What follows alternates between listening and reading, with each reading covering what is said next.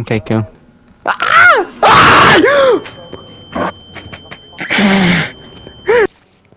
I've got an arm for you if you want it. Ah, fuck off! Okay, well this is not as okay. What? We're all slowly developing. And what is more noble than showing our gratitude? Hello, mate. What the? Oh, have you missed me? You fucking ass, bro. Why is Granny there? What the fuck is this game? If you've seen my last video on the Numbmasker, you know Public Combo are masters at making games that get under your skin.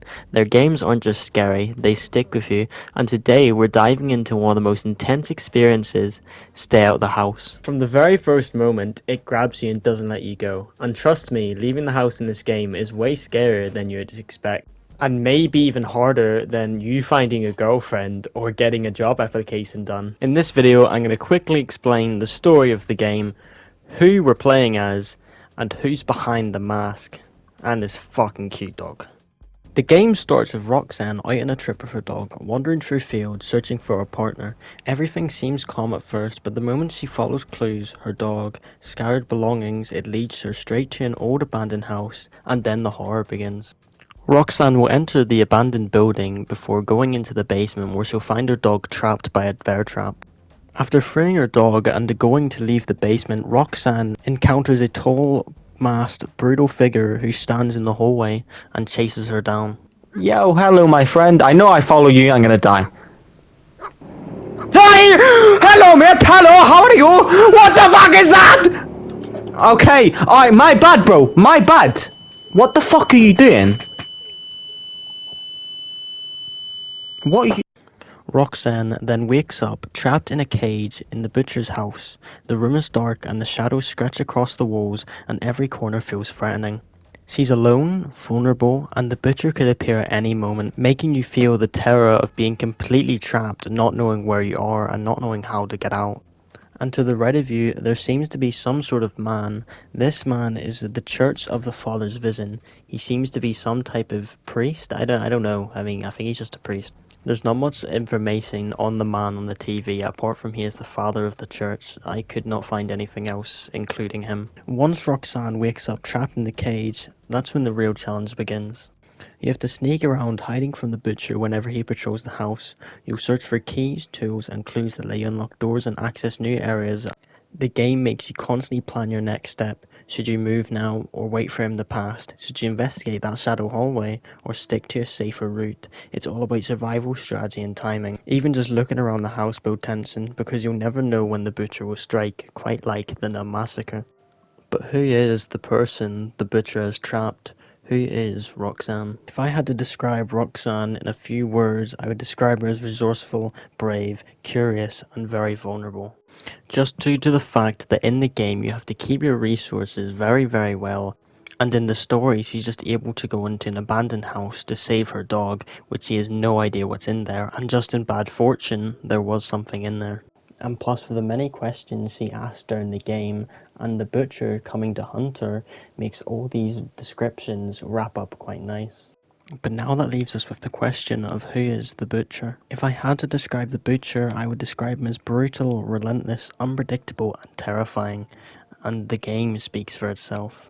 Using the same tactics that Numb Massacre uses, where the butcher can just jump out of anywhere to scare you, and just because of the brutalness that the butcher uses to kill his victims, like the dead body in the vents, it is pretty clear to say that he is brutal, and everything I said is quite accurate. As you explore, you uncover new clues about the house and the butcher's past. Adding to the oppressive atmosphere, you'll hide in closets, under furniture or behind objects, trying not to make a sound while planning your next move. The goal is simple in theory, escape the house alive, but the game keeps you on edge the whole time. Even peeking around the corner can make your heart race, and the tension only grows as you get closer to freedom. Every decision matters and every sound could mean the butcher is nearby. It's a relentless, nerve-wracking experience from start to finish. One of the most unsettling areas in the butcher's house is its torture room. It's small, dark, and filled with eerie details that immediately make you feel tense. Chains hang from the ceiling, blood stains on the floor, and a lone chair sits in the middle of the room like it's waiting for someone to be trapped in it. A flickering TV casts unsettling shadows, showing strange broadcasts that hint that a butcher has a twisted mind. One of the things that makes Stay Out the House so tense is that your choices matter, and that includes how you play the game. There are multiple endings depending on how you explore, what items you find, and how you handle encounters with the butcher. You could manage to escape alive, barely getting away from the house, or you might get caught by the butcher, leading to some gruesome fate. Some endings even reveal different details about the house and the butcher, giving you more insight into the story if you play carefully. If you're wondering to what happens to Roxanne's boyfriend, Brendan, he gets put into a chair by the killer and begs to be released and says he'll never tell anybody about it before tragically getting his head decapitated right in front of your eyes. But after describing who Roxanne is, who the killer is, bits and pieces around the house, and the main story of how she got here, that leaves one question left. Why is Stay Out the House so scary? Stay at the House is so scary because it puts you directly in Roxanne's shoes, trapped by the butcher, a brutal masked killer. From the first moment just looking around the house, the dark corners, eerie tools, chains and flickering TVs, it creates tension. You have to sneak, hide and plan every move because the butcher is unpredictable and could appear out at any second. Small details like cracking floorboards, dripping water, and distorted TV images around the house make it feel alive with danger. Combined with witnessing his violence and knowing every decision could be fatal, the game keeps you on edge from start to finish. Honestly, this game had me on edge the entire time. Even just looking around the house made my heart race. Papa Combo really knows how to make a horror game feel personal, and Stay Out the House is a perfect example of that.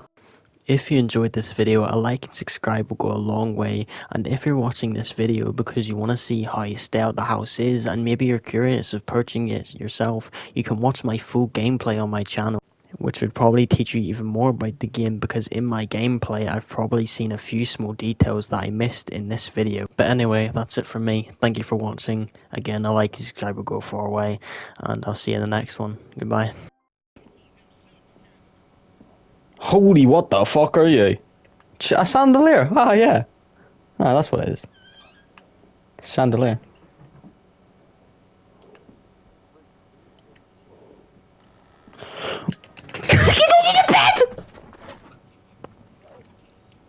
I heard footsteps.